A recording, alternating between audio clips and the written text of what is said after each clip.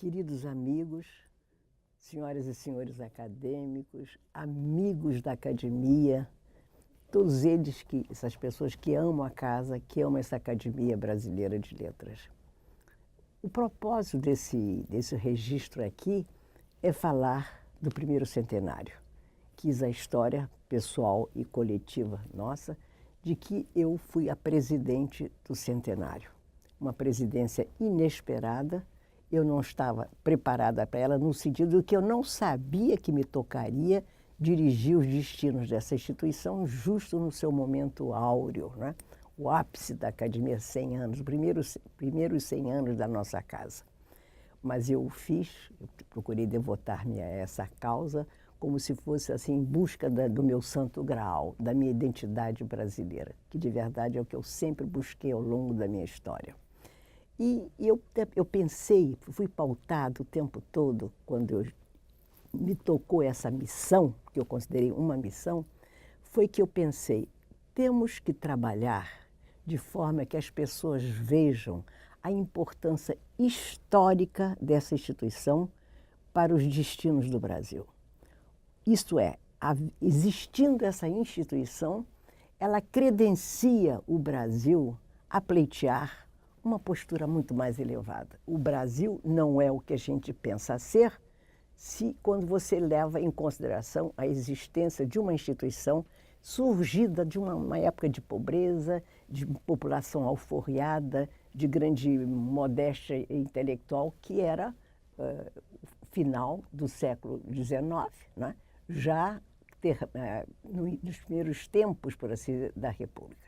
Então você percebe que a academia nasce de um sonho extraordinário, ou talvez de uma causa nacional. Talvez devêssemos enfatizar isso, ela nasce de uma causa nacional, ou seja, uma causa de redenção da cultura brasileira, que nós pudéssemos imaginar que esse país tinha uma identidade poderosa, que já tinha na literatura, você vê desde José de Alencar, sobretudo, você também pode fazer uma viagem para o passado e ir para o Gregório de Matos, por exemplo. Então, com essa noção dessa dimensão histórica do país, né, eu dizia para mim mesma, meu Deus, se nós existirmos, é a mesma frase que eu aplico a Machado de Assis, se Machado de Assis existiu, o Brasil é possível. Então, o Brasil também é possível a partir dessa existência extraordinária da instituição. Então, eu desejei pautar as minhas tarefas, tudo que eu fiz naquele ano, além de centro de memória, de tudo que eu fui apresentando e fui tentando fazer dentro das possibilidades, foi pensar que vamos rastrear os primórdios, a gênese da língua portuguesa. E daí também a festa do centenário, a culminância de todos dos 100 anos, eu consegui a presença do presidente da Galícia, a Xunta, quer dizer, a Galícia, o mundo galaico português, e também a presença de todos os países de língua lusa, não é? Todos os países que falavam essa nossa maravilhosa língua. Então, isso foi o que pautou a minha decisão em relação a vários temas. Mas há muito tempo que eu não falava do centenário, né? E nem me preparei para isso agora.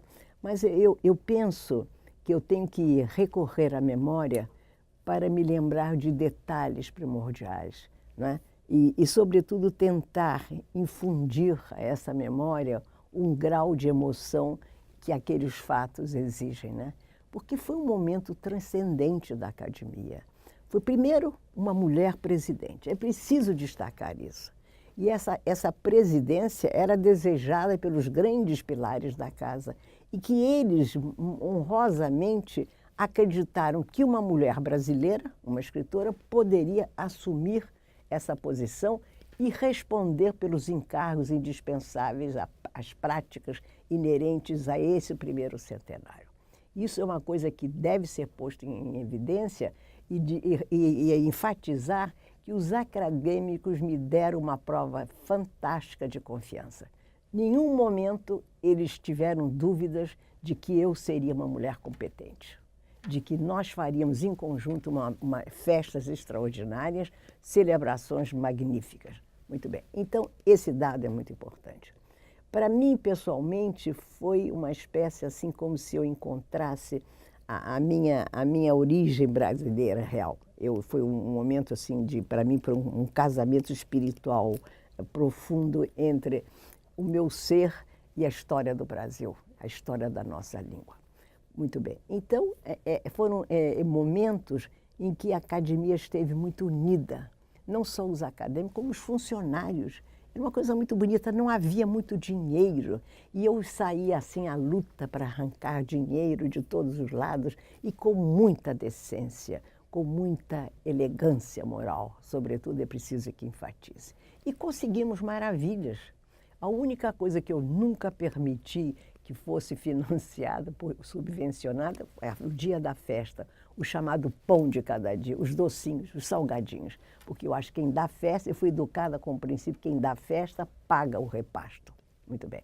Então, foi um momento áureo em que, por exemplo, nesse dia, nós tivemos não só a presença do presidente da República, Fernando Henrique Cardoso, como o presidente do Congresso, o presidente do Senado, todos os ministros do Supremo, e também eu consegui, aliás, com o presidente, eu devo esse favor ao presidente Fernando Henrique, que ia haver um encontro dos chanceleres de língua portuguesa no Norte, numa data que não coincidiria com o dia 20 de julho. Eu pensei, eu tenho que conseguir mudança de uma data. Já pensou depender de toda uma negociação internacional? E conseguimos. Portanto, ali naquele momento, no nosso Panteão, no nosso Petit Trianon, pulsava o coração da língua portuguesa, em todas as suas latitudes, toda essa maneira de ser, com todos os seus gritos, suas lamúrias, com as suas exclamações eufóricas. O Brasil inteiro, a língua portuguesa estava lá dentro. Então, fomos, com a ajuda de todos os grandes funcionários da casa, estamos recuperando o que foi esse centenário. Não adianta eu falar, adianta dizer que foi um período áureo em que nós éramos felizes. E não é que, porque dizem assim, você era feliz e não sabia. Éramos felizes e sabíamos que éramos felizes. Sabíamos, todos nós da casa, que estávamos contribuindo para um momento único. Então, o nosso empenho agora, quando vocês vão ver, que visitem esse site, é mostrar o que nós fizemos a partir da nossa modéstia, mas com muita alegria, com muita coragem e com muita qualidade, porque eu acho que a academia se abriu muito para o público, teve uma cobertura de imprensa nacional e internacional. Eu não sei se, eu imagino que tudo isso esteja nos arquivos da casa. Eu tenho quase tudo isso guardado. Eu um dia tenho que até saber o que eu vou oferecer à casa, os meus grandes arquivos sobre a BL. Não é? Então, eu acho que eu estou lhes transmitindo que foi uma época maravilhosa, em que realçamos não só o Brasil, mas a Academia Brasileira de Letras. E eu quero acrescentar dizendo que quis o destino também, e graças também ao carinho do presidente Domingos Proença, que me designou para fazer o discurso dos 120 anos que celebramos agora. Portanto, 20 anos passados, nós ainda estamos também vinculados aos 100 anos, mas já demos um grande salto qualitativo e já aspiramos o futuro. O futuro é todo dia, nós sabemos disso. É uma construção imediata, contínua, sólida, é o que essa casa está fazendo. E é preciso que todos nós tenhamos noção de que o futuro dessa academia depende de cada um de nós. Portanto, convido a todos que visitem os vestígios, as provas delicadas, contundentes, tudo que foi feito naquele centenário. É realmente um site primoroso que há que visitar para saber o que um grupo de seres corajosos, apaixonados pelo Brasil, apaixonados pela academia, fizeram num momento histórico e que até hoje perdura, porque os grandes momentos da história não podem ser apagados. Nós não podemos apagar. Uma das nossas tarefas é deixar vestígios por onde nós caminhamos. Eu convido, visite o nosso site e não sei se eu lhes falei tudo que eu teria desejado, mesmo porque um dia eu estou escrevendo sobre esse período. Muito obrigada e, por favor, visitem-nos.